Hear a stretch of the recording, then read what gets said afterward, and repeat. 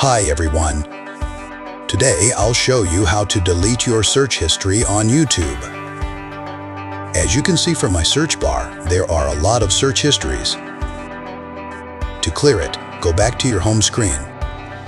Next, tap your profile picture at the bottom right corner. Then, under the History section, tap View All.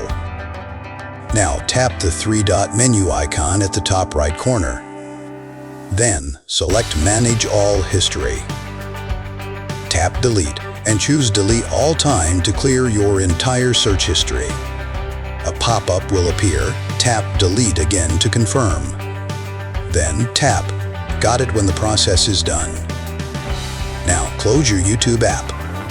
Open it again to check. All your search history should be gone. And that's it. You've successfully deleted your search history on YouTube. Don't forget to subscribe to my channel for more tips and tricks.